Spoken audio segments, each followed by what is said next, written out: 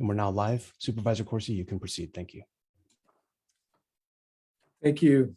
Thank you all for joining us today. I'm Chris Corsi, member of the Board of Supervisors for Sonoma County's 3rd District. And this is our COVID-19 update for Wednesday, September 1st. So we're going to begin with a brief message for our Spanish-speaking viewers from Gilbert Martinez of our communications team. Gilbert. Buenas tardes y bienvenidos a la sesión informativa organizada por el supervisor Chris Corsi y la doctora Mace. Esta sesión informativa se está transmitiendo en vivo por nuestro canal de YouTube con interpretación al español. Para escuchar la versión en español, puede usar el link de YouTube que se encuentra en la página de Facebook del Condado de Sonoma. Gracias. Y ahora regresamos para atrás con supervisor Chris Corsi. Gracias, Gilbert. With the latest surge in COVID cases and the Delta variant, our briefings have been a bit alarming lately, but we have some good news to start off with today. First, our vaccination campaign is approaching 75% of Sonoma County residents who are eligible for the vaccine. As of today, just over 74% of residents 12 and older have been fully vaccinated. That represents real progress, and the number continues to grow on a daily basis as we work to get shots into everybody's arms. When you combine that 74% with another 8% who've been partially vaccinated, we're left with just 18% of our eligible population that has yet to receive at least one dose of these life-saving vaccines. Let me repeat that phrase, life-saving vaccines. According to the Centers for Disease Control, unvaccinated people are 29 times more likely to be hospitalized with COVID-19. And only a small percentage of the COVID deaths during the pandemic that have been only a small percentage of COVID deaths during the pandemic have been in vaccinated individuals. And most of those have had underlying health conditions. Another bit of good news to report, our COVID case rate seems to have stabilized after a dramatic rise during the Delta variant surge. Our overall case rate is now 19.5 cases per day per 100,000 residents. It's important to note, though, that when the numbers are broken down by vaccination status, it's 31 cases per day per 100,000 for unvaccinated individuals and just 5.9 cases per day in the vaccinated population. So this is another way that we measure the effectiveness of the vaccine. As our briefing continues today, we'll dive deeper into case rates, as well as provide updates on the latest guidance for schools, and of course, answer your questions. At this point, I'll turn it over to Dr. Sundari Mays, Sonoma County's Public Health Officer, for an overview of the current state of the pandemic. Dr. Mays. Thank you so much, Supervisor Corsi. 3 weeks into the new school year, the first full-time in-person classes in 18 months, there continue to be questions about school safety around COVID, which is completely understandable. As of this week, there have been 106 COVID-19 cases in Sonoma County schools since classes started. That represents 65 cases in elementary schools, 12 cases in middle schools, and 28 cases in high schools. 90 of these cases are students and 16 are in staff members. While in the majority of these cases, the source of transmission is unknown, only 10 cases were reported as in-school transmission. We know that there will be more cases this school year since the virus spreads more easily in congregate settings, but for a county with more than 66,000 students in public schools, our case numbers are quite low so far. That said, we would like to keep them low. That is why I've issued new guidance for schools, including a recommendation for masking when outdoors and a strong recommendation against overnight excursions such as field trips. This recommendation is meant to minimize the spread of COVID-19 while supporting the much needed in-person instruction.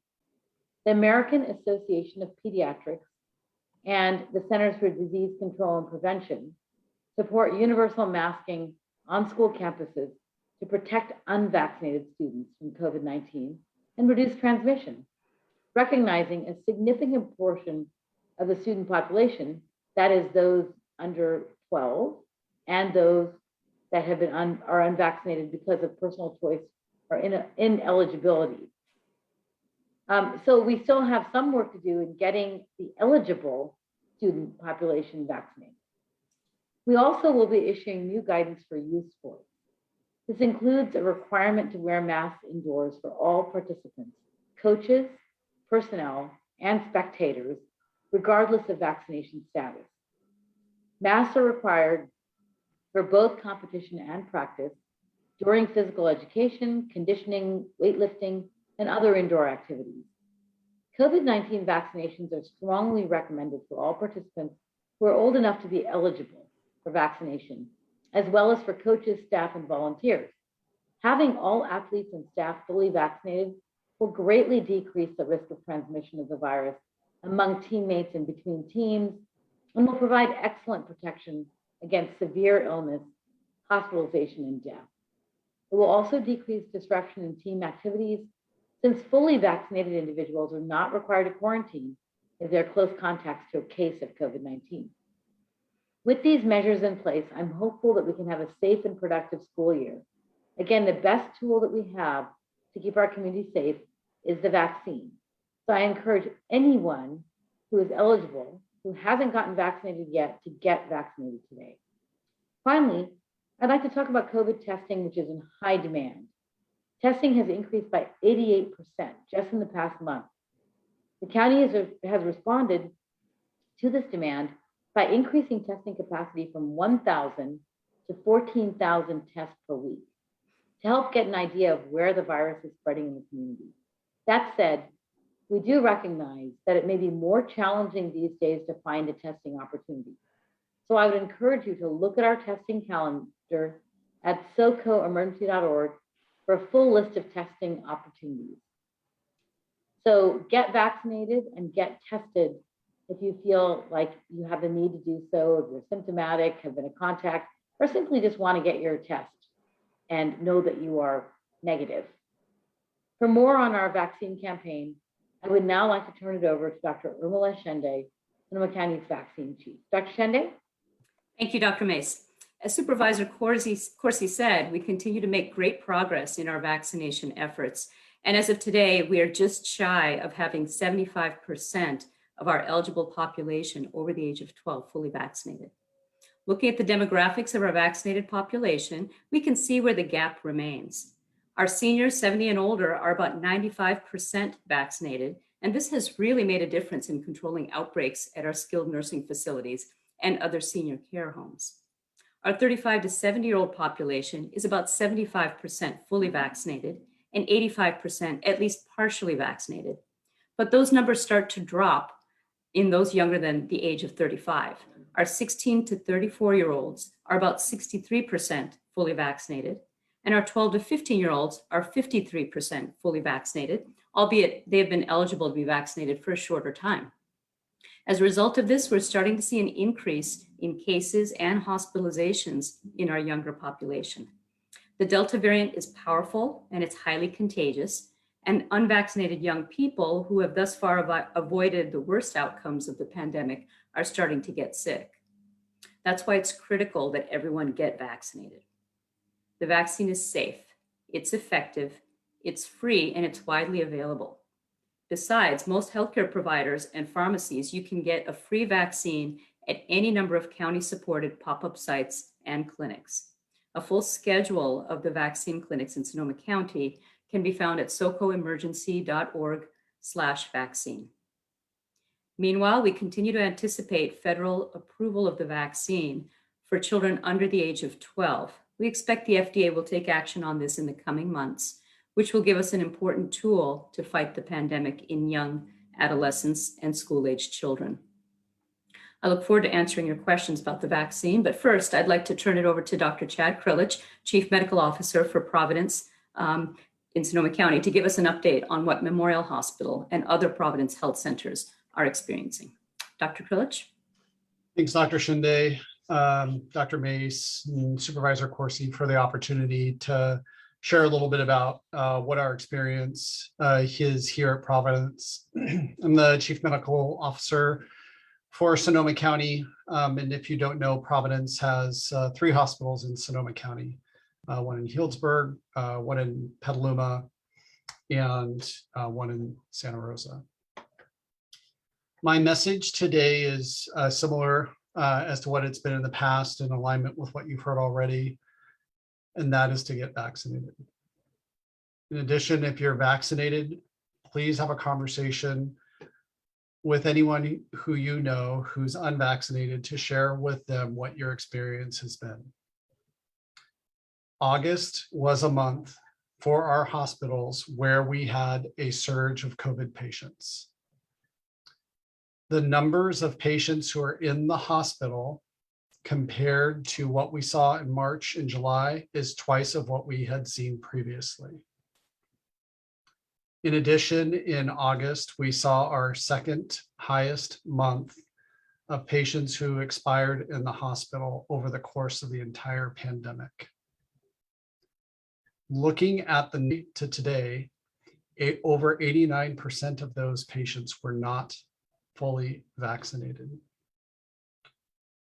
As I hear from my colleagues and nurses who are having conversations with patients who are in the hospital who wish they would have gotten vaccinated, I just want to convey to you the importance of getting vaccinated.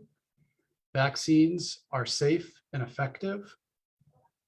In addition, the message does continue to be similar to what also we know that helps. It includes getting tested if you have symptoms, so you can identify early if you have the disease.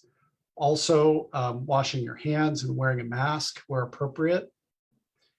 In addition, I do want to remind people who are listening, if you are immunocompromised and you've received the Pfizer or Moderna vaccine, and it's been 28 days since your second dose of the vaccine, you should reach out to your primary care physician to discuss having a booster vaccine. Immunocompromised patients include patients who have had active cancer treatment, transplant patients who are taking immunosuppressive medications, patients who've received a stem cell transplant, any patient with an immunodeficiency syndrome. Those would be syndromes like DiGeorge syndrome, as well as Wiskott-Aldrich. Also, any patient with advanced HIV or untreated HIV. And last but not least, certainly any patients who are on high-dose steroids or on immunosuppressive drugs. We can beat COVID. It is going to require collective action by our community, which includes getting vaccinated, making sure you're wearing a mask where appropriate, in addition to washing your hands, and if you become symptomatic, getting tested. Thank you for the time to share our experience.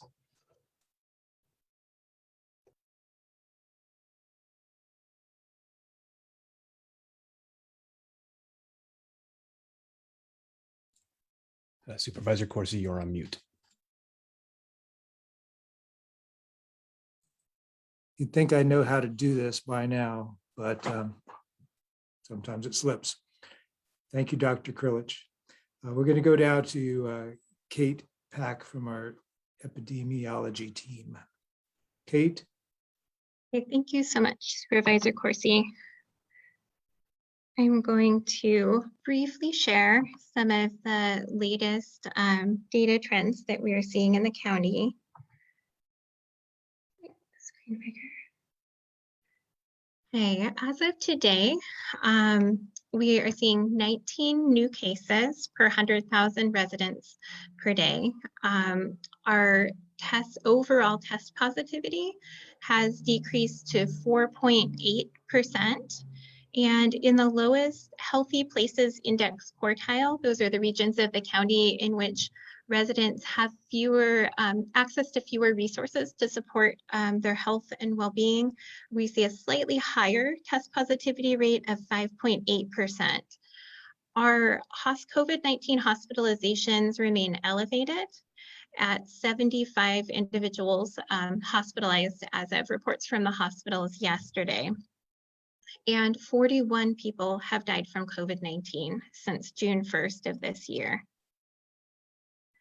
You can see in this graph, as mentioned, if you look at the rates of COVID-19 cases per 100,000 per day among the unvaccinated population, shown here in this orange color, as compared to the fully vaccinated population, there is a disproportionate amount of cases among the unvaccinated in our community.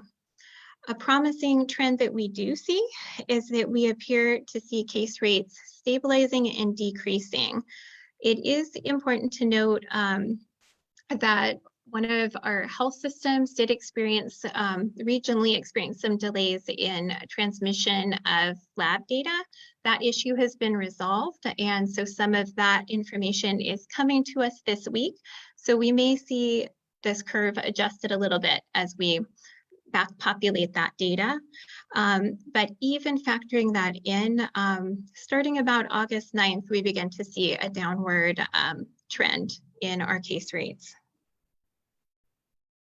Looking by race, ethnicity, so this is factoring in the population size of each racial ethnic group in the community and looking at per 100,000 population, what the case rate is. And so we see for American Indian and Alaskan Natives over the past 60 days, they have been disproportionately impacted by COVID-19 cases. Similarly for Black African American residents and Pacific Islander residents. This box is showing the actual number of cases seen in the past 60 days in these groups. So you can see the total numbers here for the past 60 days, but this chart is taking into account the population size to show that disproportionate impact. Looking at our testing in the past month, we have seen testing increase by more than 88%. Currently, our testing volume is nearly 500 tests per 100,000 residents per day. And we have seen testing increase for all racial ethnic groups, age groups, and geographies in the community. Looking by age group, we continue to see the 20 to 29-year-old age group and 30 to 39-year-old age group accounting for the majority of new COVID-19 cases. These charts are showing the trends over the past 60 days in each of these age groups. Looking at our source of infection in active cases as compared to cases 30 to 44 days ago and over all time, what we are seeing for trends is that household transmission, shown here in the light brown, remains the most common source of transmission, followed by gatherings, shown here with small gatherings and large gatherings, and workplace transmission. We see that gatherings account now for about 18.5% of new infections. So we have seen a decrease from about a month or so ago in which gatherings accounted for about 30% of new cases where the source of infection was known. We have been closely tracking the cases among students and staff at schools throughout Sonoma County since reopening. So these numbers displayed here as of today. So since reopening for fall instruction, and that was around July 20th for some schools, there have been 201 school-related cases. And this excludes cases in which transmission occurred outside of school in a school-related sports team, but not in the in-person instructional setting. So of these 201 cases, the majority have been among elementary schools, 107, followed by 65 high school cases, 28 middle school cases, and less than 5 cases in special education schools. This total includes 182 student cases and 19 staff cases. Looking at the source of transmission for these cases, in about half of the cases, the source of transmission was not able to be identified. But we know of that 201 that 52 of the cases were due to infection through household or other close contacts outside of the school setting. About 15%, 30 of the cases were found to be due to transmission on school campus. There were 5 community exposures, 7 transmission on sports team where there was a crossover with in-person instruction, and less than 5 due to travel-related transmission. Looking at our hospitalizations and deaths, as mentioned earlier, we currently have about 75 patients hospitalized with COVID-19. 19 of those patients are in the ICU. We have seen an ongoing trend in which hospitalization rates are increasing among those aged 50 to 64, as well as the 18 to 49-year-old age groups. So hospitalizations are starting to trend younger. The majority of the hospitalizations continue to be among unvaccinated residents. This chart here shows the numbers of people hospitalized by age group. That's less than 5, 5 to 17, and so on. The pink indicates the number of patients who were hospitalized that were fully vaccinated. The blue are those who are unvaccinated, and this is a Friday of last week. What we have found is that those who are fully vaccinated and hospitalized tend to be older and or have serious underlying conditions or immunocompromised, such as individuals who may have received an organ transplant. Looking since June 1st at the deaths in our community, there have been 41 deaths. The unvaccinated deaths are trending younger than the fully vaccinated deaths. So there's been 30 deaths among unvaccinated individuals with a median age of 56 years, as compared to 11 deaths among fully vaccinated, and that is a median age of 77 years, respectively. Looking at our vaccinations, as Dr. Shende mentioned earlier, we are now at 74% of our community age 12 plus who's fully vaccinated. We are seeing the steepest increase here in the 12 to 15-year-old age group. So although we're seeing lower vaccination rates in those aged younger than 35, we are seeing progress each week in these age groups, with more and more individuals becoming fully vaccinated. Looking by race and ethnicity, we are also seeing progress. While we continue to see lower proportions of those in the Latinx community and multiracial residents who are fully vaccinated, when you look within this Latinx group, we're seeing an increase of about 900 to 1,000 individuals each week, additional individuals becoming fully vaccinated. So it's an increase of about 1.8% in the total